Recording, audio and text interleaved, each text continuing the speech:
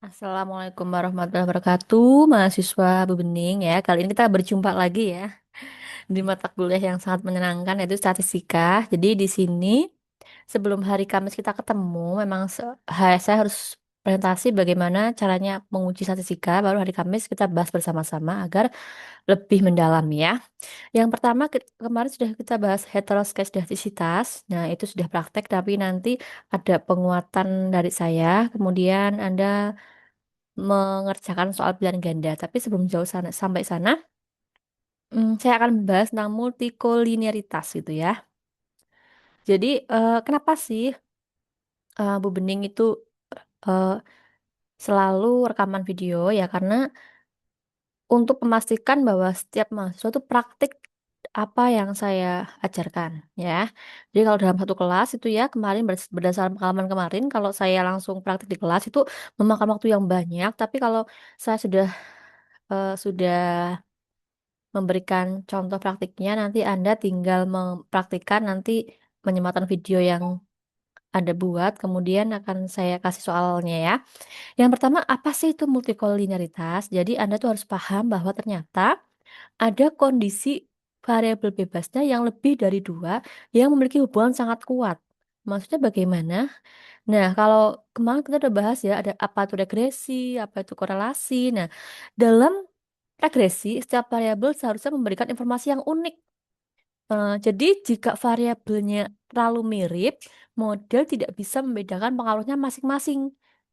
Saya kasih contoh begini, misalnya ada variabel bebas itu motivasi berpengaruh ya pada hasil belajar. Tapi ketika pada judul-judul tertentu juga ada pengaruh minat dan motivasi terhadap hasil belajar.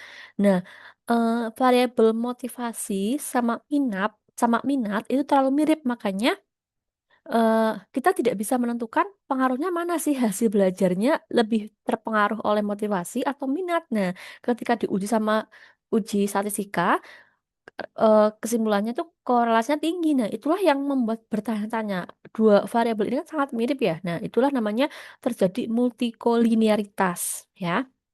Ini contohnya ya, misalnya ada data skor responden, ada motivasi sama minat, kemudian ada korelasi antar variabel gitu ya. Misalnya korelasinya itu nilainya 0,95 gitu kan, itu kan nyaris sempurna ya. Makanya hubungannya sangat kuat gitu. Makanya di sini akibatnya model regresi atau korelasinya itu sulit membedakan. Sebenarnya yang berhubungan kuat itu terhadap hasil belajar itu apakah motivasi atau minat. Nah, makanya menjadi bertanya-tanya apakah peningkatan hasil belajar ini dikarenakan motivasi atau karena minat gitu ya.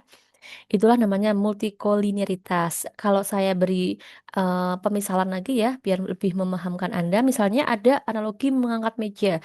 Misalnya ada tiga orang namanya Andi, Budi, dan Chandra selalu bergerak bersamaan saat mengangkat meja ya. Nah di sini eh tidak bisa saya lanjutkan bentar dulu. Nah ketika mengangkat meja, Andi, Budi, dan Chandra itu mengangkat bersama-sama. Nah, apakah mejanya itu berpindah atau tidak? Nah, ternyata mejanya juga berpindah gitu ya. Dan tapi di sini sulit untuk menentukan yang berpengaruh memindahkan meja itu Andi, Budi atau Chandra. Nggak bisa kan? Nah, makanya kalau kita menghubungkan ke regresi, begitulah yang terjadi ketika dua variabel bebas terlalu mirip. Makanya ada namanya multikolinearitas. Mengapa sih berbahaya multikolinearitas ini? Nah, karena koefisiennya menjadi tidak stabil. Jadi, nilai koefisiennya berubah drastis saat data bertambah sedikit. Ya, jadi inilah bahayanya multikolinearitas ya. Kemudian misalnya data data motivasi awalnya 0,8, ketika diukur lagi menjadi 0,3. Jadi tidak konsisten gitu. Jadi tidak stabil gitu ya. Terus hasil uji parsialnya bertentangan dengan uji simultan. Maksudnya bagaimana nanti akan saya berikan ya.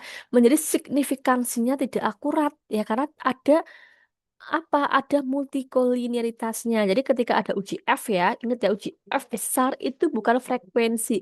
Itu ada uji statistik namanya uji F ya. Kemudian variabelnya berpengaruh bersama-sama gitu. Nanti kalau karena ini ada multikolinialitasnya, jadi signifikansinya tidak akurat gitu ya. Walaupun mau pakai OJT, tidak signifikan gitu ya, variabelnya tidak berpengaruh sendiri-sendiri gitu. Makanya mahasiswa sering bingung, kenapa sih uji F-nya signifikan, uji T-nya tidak. Nah, inilah namanya multikolinialitasnya ya. Nah, ini bahaya lanjutan dan kapan menguji. Jadi koefisiennya berlawanan dengan teori, misalnya hasil regresi menunjukkan arah yang berlawanan dengan hipotesis ya. Teorinya naik, hasil belajar naik, tapi realitanya motivasinya naik, hasil belajarnya rendah gitu ya. Kapan dilakukan? Jadi wajib dilakukan multikolinialitas apabila peneliti atau mahasiswa menggunakan regresi berganda lebih dari satu variabel bebas. Tidak perlu pakai uji multikolinialitas kalau hanya menggunakan satu variabel bebas. Dan ini contoh ya, ini contoh cara uji multikolinialitas dengan SPSS. Nanti saya praktekkan, nanti mahasiswa bisa menyimak saya ya. Nanti kita akan melihat hasilnya seperti apa. Ini contoh ya. Hasilnya bagaimana? Nah, ini ya, kriterianya tidak terjadi multikolinitas adalah ketika toleransinya lebih dari 0,10 dan VIF-nya kurang dari 10. Nah, misalnya ketika Anda menguji, multikolinitas ada toleransinya 0,72, berarti dia lebih dari 0,10 ya. VIF-nya kurang dari 10. Nah, ini 1,38. Nah, makanya ini tidak terjadi multikoliniaritas ya. Contohnya, ada lagi terjadi ya, misalnya toleransinya 0,03, VIF-nya itu 33,12 ya.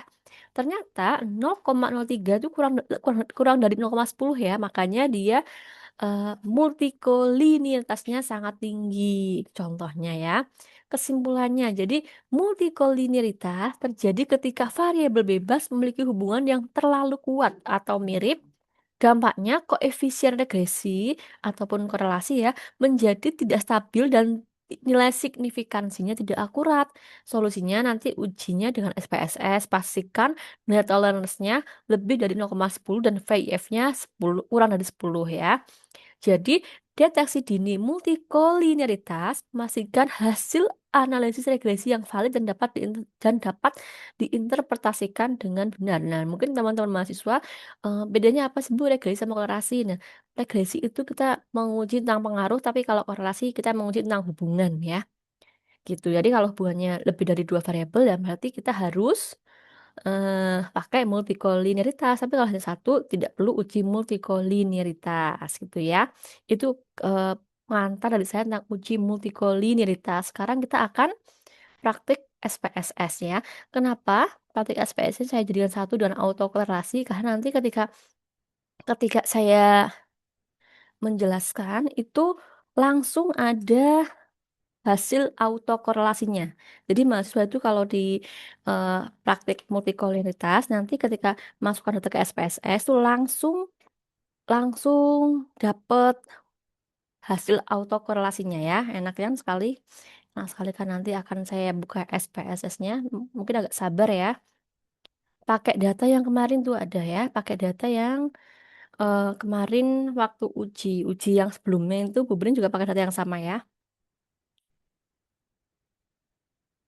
Bentar, hmm.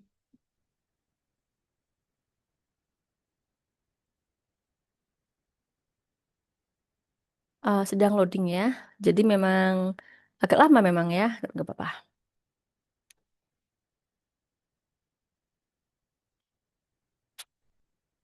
Ini saya loading sekali agak lama muternya.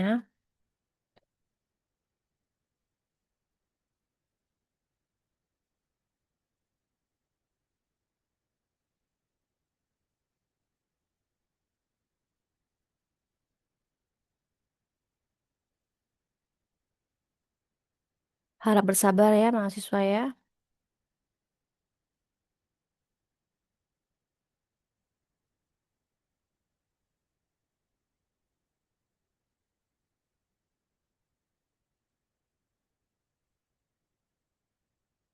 Bentar, SPS saya tidak mau dimasukkan.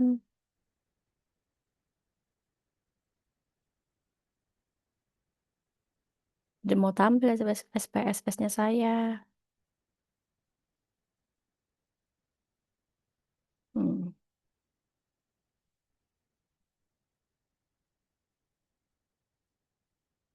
Ini udah mulai praktek ya.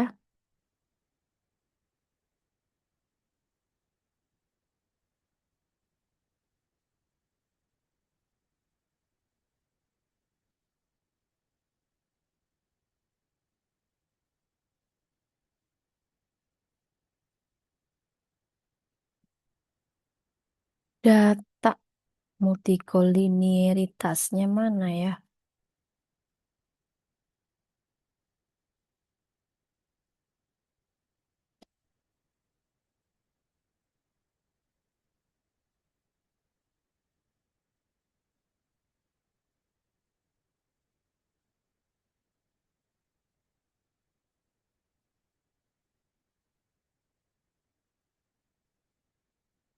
Ini saya masih pakai data yang sama ketika digunakan untuk uji heteroskedastisitas ya. Mungkin mahasiswa masih masih masih bisa menyimpan ya. Why, tunggu saja.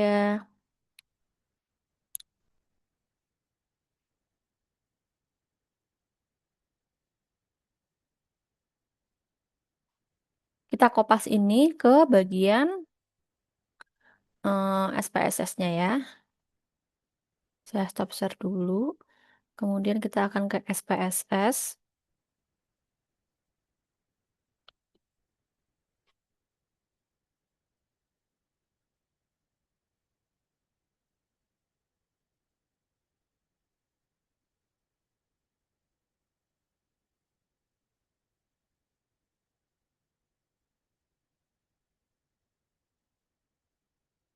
Kita buka di sini, masukkan ke sini ya. Ada tiga ya, tadi itu kopas ke sini ya. Nah, tadi ada variabelnya apa saja? Eh Variabelnya tadi itu motivasi belajar, disiplin, dan hasil belajar. Dan kita sesuaikan dengan yang di SPSS-nya di variabel view ya. Di variabel X1-nya tadi motivasi, X2-nya disiplin belajar, X2-nya disiplin belajar, disiplin gitu ya. Yang E-nya itu hasil belajar,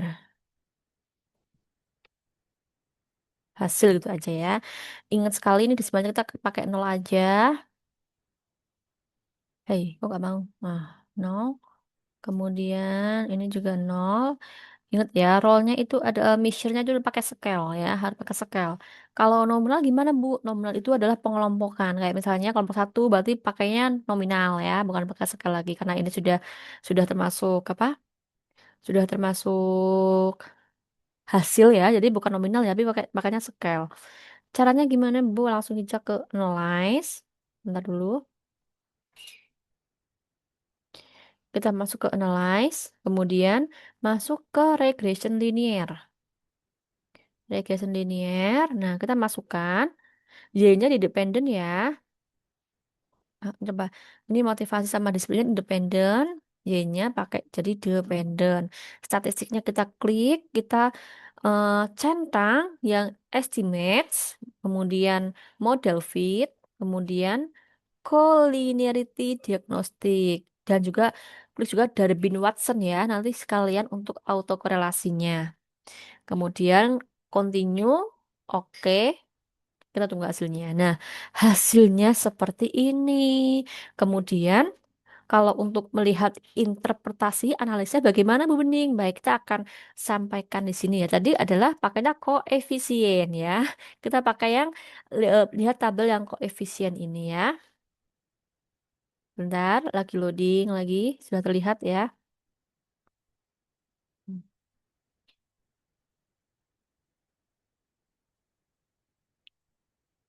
Tadi ketika di PowerPoint itu pakai toleransinya itu lebih dari 0,10 dan VIF-nya itu kurang dari 10. Mari kita lihat ya dengan seksama.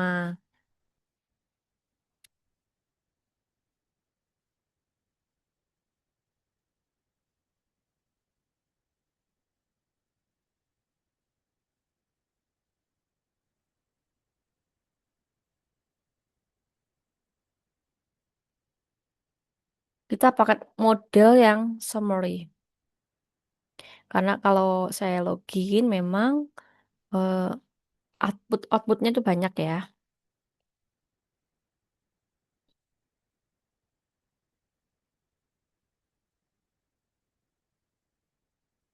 Kita melihat tabel koefisien di sini. Ada X1 sama X2 ya. Ada motivasi sama minat. Toleransinya berapa dan VIF-nya berapa? Kita toleransi nih. Ini adalah sorry, belum di share screen ya. Ini ya melihat.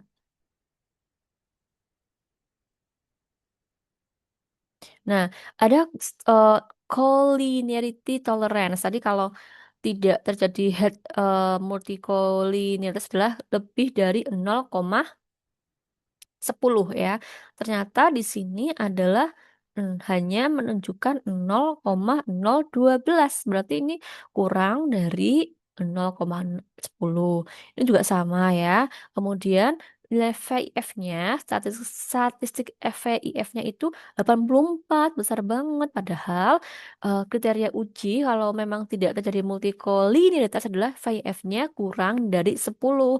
Berarti data ini memiliki indikasi multikolinearitas. Itu contoh yang hasil analisis multikolinearitas. Berarti ini memang tidak bisa eh, dilanjutkan ya. Jadi ini pengaruh dua variabel bebas ini terlalu mirip gitu ya. Makanya ada multikolinearitas. Kemudian kita akan membahas yang autokorelasi ya. Kalau kenapa autokorelasinya gitu, kita akan melihat di tabel yang paling atas itu Darby-Watson ya. Kita akan melihat Darby Watsonnya. Nah, kita tabel Darwin Watsonnya ke atas tadi ada seret. Nah, ada Darwin Watson ya. Jadi nanti akan saya jelaskan Darwin Watson setelah saya menjelaskan autokorelasi ya. Nanti kita pakai yang ini nanti ya. Tapi sebelum jauh sampai autokorelasi akan saya tampilkan dulu PowerPoint-nya yang autokorelasi. Jadi nanti mahasiswa itu bisa memahami bagaimana contoh apa sih autokorelasi. Nah, kita akan bahas di sini. Nanti juga praktik SPSS juga ya. Nah, lihat lihat ya. Jadi di sini tadi ada mohon maaf tadi bukan yang ini, bukan yang ini autokorelasi. Bentar ya, secara auto gimana? Ini adalah dasar Anda untuk kenapa harus multikoloritas, kenapa harus autokorelasi, karena kita akan bahas korelasinya. Tapi kita bahas tatap muka biar nanti mahasiswa tuh paham ya dan tidak memakan banyak waktu karena ternyata 3SS tuh kurang juga kalau kalau kita benar-benar praktik. Nah, di sini ada autokorelasi. Jadi nanti hasilnya pakai pakai yang sama ya. Jadi begini, apa sih Bu autokorelasi? Jadi kita memahami konsep dan penerapan dalam analisis regresi. Nanti di situ ada ya. Apa itu korelasi? Jadi korelasi itu adalah residual yang berhubungan antar observasi ya. Dan dampaknya bias pada standar error dan uji signifikansinya. Makanya solusinya pakai Darwin-Watson untuk mendeteksi pola. Apakah ada autokorelasi atau tidak. Jadi korelasi itu terjadi ketika residual suatu observasi berhubungan dengan residual observasi lainnya. Artinya, kesalahan prediksinya tidak independen. Contohnya apa ya? Jadi ada residual observasi satu, ternyata ada lagi di masuk ke residual observasi 2 dan 3 dan seterusnya. Jadi ada pola yang berulang yang menunjukkan adanya hubungan antar residual gitu ya. Contohnya bagaimana? Nih misalnya kalau tadi mahasiswa kan bingung ya, bingung bagaimana autokorelasi dan nanti akan saya berikan contohnya itu misalnya siswa pertama nilai faktanya 80, prediksinya di 75. Siswa kedua 82. Nilainya nyatanya 82, prediksinya 77. Yang ketiga ada 84, prediksinya 79. Nah, ini kan se- eh, ada pola yang sama, yaitu apa? Bertambah 5 sesuai antara prediksi dan nilai aktual itu bertambah 5. Jadi ada error yang berulang dengan pola yang sama. Dan prediksinya selalu 5 poin di bawah aktual. Makanya kesalahan tidak bersifat acak. Padahal kesalahan berulang dengan pola tertentu itu namanya indikasi autokorelasi ya. Jadi gimana ya Bu Bening? Nah, ini ada sebuah situasi pola kesalahan ya. Idealnya itu kalau kita mengambil data itu kan polanya acak, tidak terpelah seperti itu. Jadi ada menebak tinggi badan mahasiswa dengan pelaksanaan kesalahan berulang. Misalnya tembakan satu tambah 5, tembakan 2 tambah 5 lagi, tembakan 3 tambah 5 lagi, melas lima, apa ya, melas 5 ya itu namanya autokorelasi. Makanya kesalahan itu harus bersifat acak tanpa pola tertentu ya. Jadi tembakan satu tambah 3 cm ya terlalu tinggi ya. Tembakan 2 minus 2 terlalu rendah. Kemudian tebakan tiga itu tambah satu itu hampir tepat. Jadi di situ adalah idealnya kesalahan itu acak gitu ya. Tapi di sini tuh enggak ada polanya. Berarti itu disengaja sama peneliti. Nah, makanya di sini setiap residual tuh harus independen. Jika asumsinya dilanggar, hasil analisisnya tidak valid itu ya. Dan mengapa berbahaya? Ternyata kalau ada autokorelasi itu estimasi variabilitasnya parameternya tidak menjadi tidak tepat dan uji T-nya jadi tidak tepat. Jadi kayak signifikansi koefisien regresinya menjadi meragukan. Uji F-nya tidak akurat. F itu bukan frekuensi ya, tapi uji F. Ya, kemudian signifikansinya menyesatkan. Jadi kesimpulan penelitian bisa salah dan tidak dapat dipertanggungjawabkan. Ya, jadi sangat sering ya eh, autokorelasi jarang muncul pada data survei. Misalnya yang satu satu kali aja, misalnya 100 mahasiswa ngasih survei diambil dalam satu waktu. Datanya satu kali, makanya bisa tunggal, tidak berurutan responden independen satu sama lain, misalnya individu satu, individu dua, individu tiga itu respondennya tidak berurutan secara waktu. Tapi kalau yang sering muncul adalah ketika datanya itu sangat berhubungan dengan urutan waktu, misalnya ya data bulanan, data data inflasi, data tahunan, data saham, contoh pendapatan kan tiap tahun kan beda-beda ya. Jadi kalau autokorelasi muncul itu karena sering berurutan dengan menurut waktunya gitu ya. Nah, cara uji uji korelasi seperti apa? Sama seperti tadi ya. Apa dari Watsonnya juga ikut dicentang nanti hasil sama ya. Jadi ini contoh aja ya. Misalnya eh, kita fokus pada nilai dari Watson untuk menilai autokorelasi. Rentangnya DW itu 0 sampai 4. Nilai yang mendekati 2 itu tidak ada korelasi ya karena ini DW-nya 1,95 maka tidak ada autokorelasi. Bagaimana Bu mendeteksinya? Nah ini ya. Kalau DW-nya 1,5 sampai 2,5 nih ya, contoh satu ya, nilainya berada di zona aman, bersifat independen, model regresinya valid gitu ya. Kemudian kalau di sini contoh dua kurang dari 1,5 berarti autokorelasi positif ya. Ya, di sini ya. Nilai DW di bawah batas krisis, residualnya berpola positif, perlu tindakan korektif. Kemudian ada lagi yang lebih dari 2,5 gitu ya. Berarti auto korelasi negatif ya.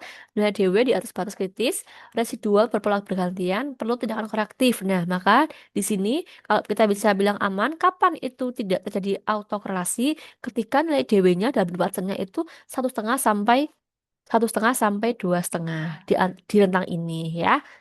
Nah, biasanya kalau kontak skripsi dan artikel PGSD, PAUD, pendidikan, multikolinialitas biasanya jauh lebih penting diperiksa daripada autokorelasi. Karena apa? Sebagian besar data pendidikan berupa survei cross-seksional, bukan data runut waktu atau time series ya. Ini kesimpulannya apa? Autokorelasi terjadi ketika residual saling berhubungan sangat sering muncul pada data time series dapat menyebabkan bias pada uji T dan uji F. Uji Darwin Watson untuk mendeteksi autokorelasi ya. Kapan tuh aman? Ketika nilai DW-nya 1,5 sampai 2,5. Jadi ini sih ya, kalau kurang dari 1,5 berarti autokorelasi positif. Kalau di antara 1,5 sampai 2,5 itu aman gitu ya. Tapi kalau DW-nya lebih dari 2,5, autokorelasi negatif. Jadi sangat penting untuk selalu memeriksa autokorelasi pada data time series. Gunakan SPSS untuk menghitung nilai Darwin Watson dan nilai idealnya mendekati 2. Itu contoh ya autokorelasi. Nah, sekarang Bu Bening tuh akan melihat, akan menyampaikan tadi ya hasil SPSS-nya ya karena jadi satu dengan tadi hasil multikoliniaritas ya. Akan saya share screen dulu. Kita akan melihat hasilnya ya. Kita akan melihat nilai skor dari Bin Watson-nya atau DW-nya. Ini ada berapa? Ini ada 2,142. Nah, ini masih aman atau tidak? Tadi ketika dibilang aman, ketika apa nilai DW-nya 1,5 sampai 2,5 ya. Berarti tadi kalau nilainya 2,1 berarti masih di sini ya, masih aman. Berarti tidak terjadi autokorelasi. Gitu ya. Dari sini ada yang ditanyakan nanti bisa bertanya ketika di kelas juga ya. Kayaknya sudah tidak ada ya. Ini tolong dipraktikkan nanti mahasiswa bisa melihat mempraktikkan dan dilihat di muka Unima ya. Muka Unima kapan kita melihat muka Unimanya? Ya nanti kelihatan sekali ya. Nanti juga sama ya, heteroskedastisita sudah saya berikan di sana pakai scatter plot itu ya. Kemudian terus bagaimana mengubah-ubahnya sudah saya sampaikan juga ya. Itu contoh multikolinitas dan autokorelasi. Sekian dari Bu Bening, bling bling bling. Semoga Saska ini sangat menyenangkan. Sampai jumpa dari Kamis. Oke, dadah, bye-bye. Wassalamualaikum warahmatullahi wabarakatuh.